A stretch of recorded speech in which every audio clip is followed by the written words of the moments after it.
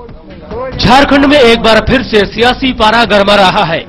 सत्ताधारी बीजेपी और उसकी सहयोगी जेएमएम के बीच पिछले एक महीने से चल रही नोकझोंक का अंत तलाक से हो गया। हालांकि जेएमएम ने समर्थन वापस लेने का फैसला कल ही ले लिया था, लेकिन राज्यपाल सैयद अहमद को इसका आधिकारिक पत्र मंगलवार को सौंपा गया।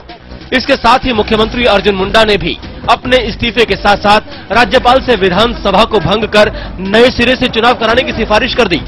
समर्थन हम लोगों ने वापस ले लिया है, जो विधिवत तरीके से और सभी प्रक्रियाओं से माननीय महामहिम अवगत है। सरकार अल्पमत में आ चुकी कल ही थी और उसके बाद की जो भी निर्णय अगर महामहिम तक पहुंचे होंगे, मुझे नहीं लगता है कि उसका कोई औचित्य बचा। मंत्रिपरिषद का अनुशंसा और अपना इस्तीफा दोनों मैंने महामहिम राज्यपाल को सौंप दिया है। झारखंड में अब इस राजनीतिक संकट के बाद राज्यपाल के सामने दो ही विकल्प बचते हैं, या तो वो विधानसभा भंग कर राष्ट्रपति शासन का फैसला लें या फिर दूसरी सरकार की संभावना तलाशी जाए। यानी गेंद अब राज्यपाल के पाले में है। मेरी समझ में नहीं आता कि अगर विघटन की सिफारिश कर रहे थे तो फिर त्यागपत्र देने की क्या जरूरत थी, लेकिन अगर उन्होंने त्यागपत्र दे दिया है तो फिर इससे तो लगता है कि उन्होंने स्वयं ये मान लिया कि वो सरकार चलाने के दिशा में नहीं है और फिर राज्यपाल के सामने स्पष्ट विकल्प है कि वो दूसरी सरकार बनाने का प्रयास करें। इस समय झारखंड विधानसभा में जो दलगत स्थिति है उसके अनुसार कोई भी दल अकेले सरकार नहीं बना सकता है। वर्तमान में झारखंड में बीजेपी और जेएमएम के 18 सदस्य हैं। इसके अलावा एजेएसयू के 6, जेडीयू के 2, कांग्रेस के 13 और जेवीएम के 11 और आरजेडी के 5 सदस्य हैं, जबकि निर्दलीय और अन्य मिलाकर 8 विधायक हैं। ऐसे में अगर किसी को भी सरकार बनानी होगी तो उसे जेएमएम का समर्थन जरूरी है। वर्तमान हालात में सभी की निगाहें कांग्रेस पर टिकी हैं, लेकिन कांग्रेस फिलहाल अपने पत्ते खोलने को तैयार नहीं है। हालांकि कांग्रेस संकेतों में ये जरूर कह रही है कि वो विधानसभा भंग करने के पक्ष में नहीं है, लेकिन सरकार बनाने के लिए जेएमएम से वो पहले मोलभाव भी नहीं करना चाहती है। कांग्रेस का जहां तक बात है, कांग्रेस प्रतीक्षा कर रही है कि महामहिम राज्यपाल झारखंड का क्या डिसीजन होता है, क्या उनका निर्णय होता है। उसके बाद कांग्रेस सलाह मशवरा करेगी अपने साथियों से, अपने पार्टी के अंदर, और उसके बाद आगे की क्या रणनीति होनी चाहिए, इस पर हम चर्चा करेंगे। दरअसल झारखंड में इस राजनीतिक संकट के लिए सत्ता का लोभ बड़ा जिम्मेदार है। सितंबर 2010 में बीजेपी और जेएमएम ने मिलकर सरकार बनाई थी और फैसला हुआ था कि 28 महीने दोनों पार्टियों के मुख्यमंत्री बनेंगे, लेकिन बीजेपी का कार्यकाल खत्म होने के बाद टकराव हो गया। अब शिबू सोरेन चाहते थे कि उनके बेटे हेमंत सोरेन मुख्यमंत्री बने, लेकिन बीजेपी तैयार नहीं है, जिसका नतीजा या तो राष्ट्रपति शासन होगा या फिर 12 साल के भीतर राज्य में अब 9वां मुख्यमंत्री बनेगा। लेकिन इन सब के बीच बड़ा सवाल ये है कि आखिर पिछले 12 सालों से राज्य में चल रहे इस राजनीतिक संकट का क्या कोई हल है? इस समय रांची से नवीन के साथ सत्यजीत। तो 12 सालों के सफर में झारखंड ने सिर्फ ताज पहने उतारने और ताज के लिए राज्य का भविष्य दांव पर लगते हुए ही देखा है।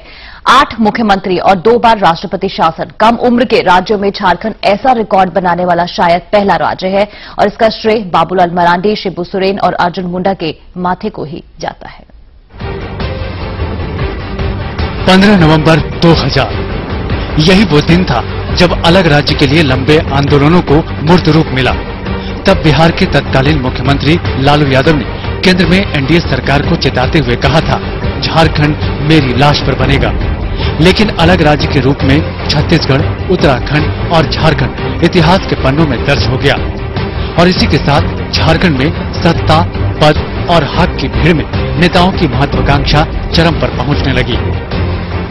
15 नवंबर 2000 भारतीय जनता पार्टी कोटे से बाबूलाल मरांडी झारखंड के पहले मुख्यमंत्री बने, लेकिन नेताओं की महत्वाकांक्षा और सत्ता के मद में उल्हानों की गांठ भी बंध दी गई। महज 2 साल 4 महीने की बाबूलाल मरांडी की सरकार गिर गई। मरांडी पर संवादहीनता के आरोप लगे। निर्दलीय और जेडीयू विधायकों ने यहां तक कहा कि मुख्यमंत्री किसी की सुनते नहीं, मनमानी करते हैं। आखिरकार 17 मार्च 2003 को मरांडी की सरकार गिर गई। जेडीयू और निर्दलियों ने बीजेपी पर मरांडी को हटाने का दबाव बनाया। बीजेपी ने बात मान ली और फिर मरांडी को हटाकर अर्जुन मुंडा के नेतृत्व में नई सरकार का गठन कर दिया। 18 मार्च 2003 को अर्जुन मुंडा ने झारखंड के दूसरे मुख्यमंत्री पद की शपथ ली। अर्जुन मुंडा ने अपना कार्यकाल पूरा किया। 1 मार्च 2005 तक अर्जुन मुंडा मुख्यमंत्री बने रहे। इसके बाद विधानसभा का चुनाव हुआ। जेएमएम, कांग्रेस और आरजेडी के समर्थन से शिबू सोरेन मुख्यमंत्री बने। 2 मार्च 2005 को शिबू सोरेन ने मुख्यमंत्री पद की शपथ ली, लेकिन बहुमत साबित न कर पाने की स्थिति में सिर्फ 11 दिन में ही शिबू सोरेन की सरकार गिर गई। दरअसल शिबू सोरेन ने राज्यपाल को समर्थन की लिखित चिट्ठी सौंप दी थी और उधर अर्जुन मुंडा 42 विधायकों को लेकर जयपुर उड़ गए थे। इनमें 5 निर्दलीय पांडव की बड़ी भूमिका थी। आखिरकार 13 मार्च 2005 को फिर से अर्जुन मुंडा ने राज्य की कमान संभाली, लेकिन ये सरकार भी कांटे की नोक पर थी। हाट गम्हरिया सड़क सहित कई अंदरूनी विवाद के चलते निर्दलियों ने साथ छोड़ दिया और 17 सितंबर 2006 को अर्जुन मुंडा की सरकार गिर गई। इसके बाद निर्दलीय विधायक मधु कोड़ा के नेतृत्व में सरकार बनी। 18 सितंबर 2006 को मधु कोड़ा ने मुख्यमंत्री पद की शपथ ली। मधु कोड़ा को आरजेडी, कांग्रेस सहित कई निर्दलियों का समर्थन था। जेएमएम के अंदर कुर्सी की छटपटाहट थी। यूपीए के लिए सॉफ्ट कॉर्नर भी था। ये बात कांग्रेस को पता थी।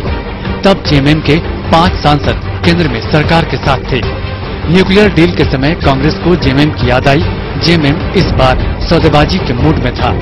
संसद में समर्थन के बदले जेएमएम झारखंड की कुर्सी चाहता था।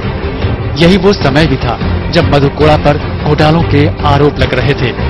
आखिरकार कांग्रेस ने मधु कोड़ा को हटा दिया। 27 अगस्त 2008 को जेएमएम कोटे से शिबू सोरेन ने फिर से मुख्यमंत्री पद की शपथ ली, लेकिन इसके लिए उन्हें विधानसभा का सदस्य भी होना जरूरी था। लेकिन शिबू सोरेन तमाड़ का चुनाव हार गए और उन्हें 18 जनवरी 2009 को मुख्यमंत्री पद से इस्तीफा देना पड़ा।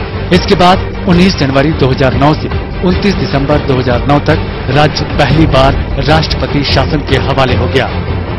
फिर हुए विधानसभा चुनाव के बाद फिर से सत्ता की चाबी जेएमएम के पास चली गई। शिबू सोरेन इस बार सत्ता चाहते थे।